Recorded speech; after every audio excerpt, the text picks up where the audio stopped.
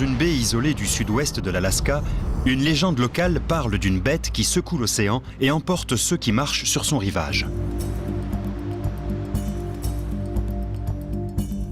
En 1958, un pêcheur s'est trouvé face à face avec la bête. Une mystérieuse vague, plus haute que la Tour Eiffel.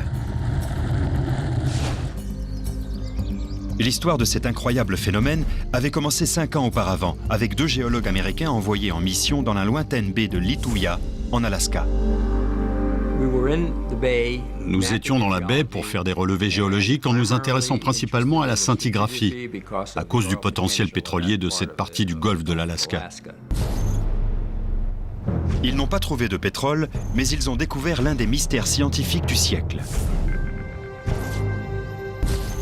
George Plafker était l'un des 2 géologues. Le détail qui vous saute aux yeux quand vous êtes dans cette baie et que vous l'examinez de près, c'est que l'âge des arbres diffère à mesure que vous vous éloignez du rivage.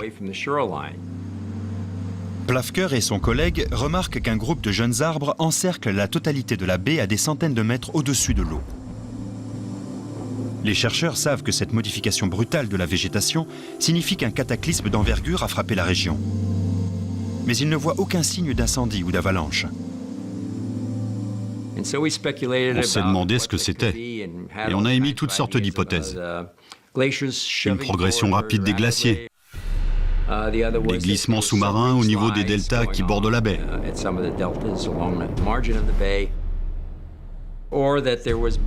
ou une grosse masse d'eau provenant des glaciers qui aurait brusquement inondé la zone située en contrebas.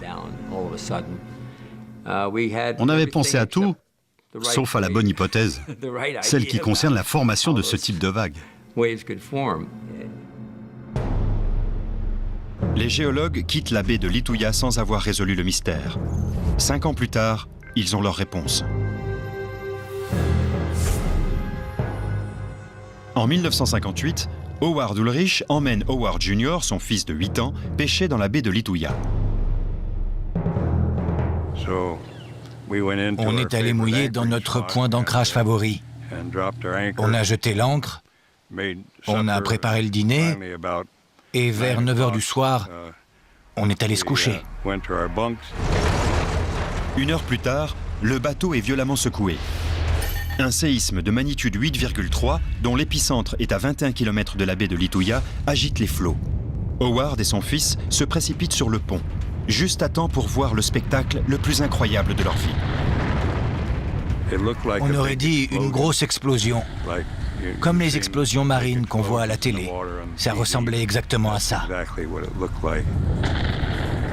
La suite des événements dépasse l'imagination. Quand l'écume est retombée, du fond de la mer a surgi une énorme vague. Je dirais qu'elle faisait presque 300 mètres de hauteur à ce moment-là. À une vitesse estimée à 112 km/h, la montagne liquide fonce directement sur Howard et son fils. Noir, comme du charbon, et charriant des troncs d'arbres, vertical de haut en bas. C'était une vision assez horrible, je me suis juste dit, c'est la fin. Tu ne vas pas t'en sortir vivant, Howard.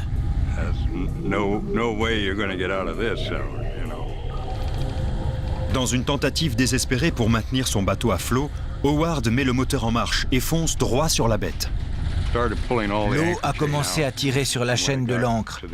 Et quand elle est arrivée au bout, j'ai pensé qu'elle allait arracher la proue du bateau. Mais elle a juste cassé la chaîne, comme si elle n'avait jamais existé. La gigantesque vague soulève la petite embarcation dans les airs. J'ai regardé par-dessus la poupe et j'ai vu les arbres au-dessous de nous. Je me suis dit que c'est là qu'on allait finir. Paradoxalement, le bateau glisse jusqu'en haut de la vague, puis redescend. Et les Ulrich atterrissent dans la baie sains et saufs. 2 autres embarcations et leurs 4 occupants n'auront pas cette chance. Cet incroyable document a été filmé le lendemain. La vague a tout rasé sur son passage. Tous les arbres sont arrachés et le sol est mis à nu jusqu'à la roche. Le run-up de 530 mètres est le record mondial de tous les phénomènes répertoriés au cours de notre histoire. C'est plus de 2 fois la hauteur de l'Empire State Building. C'est assez énorme. Le tremblement de terre qu'Howard a senti a engendré un énorme glissement de terrain qui a déversé 30 millions de mètres cubes de roches dans la baie de Lituya. En s'écrasant dans l'eau, les débris ont généré la vague géante. Ils ont dévalé une pente très abrupte. Quand ils se sont déversés dans le fjord, ils ont soulevé toute la masse d'eau du petit bras de mer en contrebas et l'ont fait passer par-dessus la crête qui se trouvait de l'autre côté. Il reste un mystère. Le volume d'eau déplacée dépasse le volume de terre qui est tombé dans la baie. Il faudra attendre 42 ans pour le résoudre. Les modèles scientifiques ont déterminé que la vitesse de déplacement du glissement de terrain a favorisé la création d'une poche d'air derrière la vague, ce qui l'a empêché de refluer vers l'arrière. La force de la poche d'air combinée à la taille et au poids du glissement de terrain a propulsé l'eau hors de la baie comme un missile. C'est comme si vous preniez une pagaie et que vous l'enfonciez dans l'eau à pleine vitesse. Vous poussez et toute l'eau jaillit. L'impact de la vague géante de la baie de Lituya est encore visible aujourd'hui. L'événement a réécrit les livres d'histoire et modifié à jamais ce que nous savons des tsunamis. Les glissements de terrain peuvent produire des vagues beaucoup plus hautes et beaucoup plus dévastatrices qu'on ne l'aurait cru possible. La situation isolée de la baie de Lituya a limité les dégâts causés par le tsunami géant.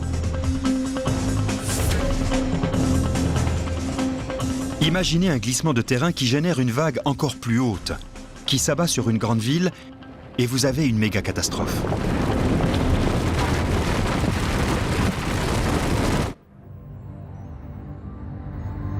En 1958, un glissement de terrain a généré un tsunami plus haut que la Tour Eiffel, qui a totalement oblitéré une crique de l'Alaska.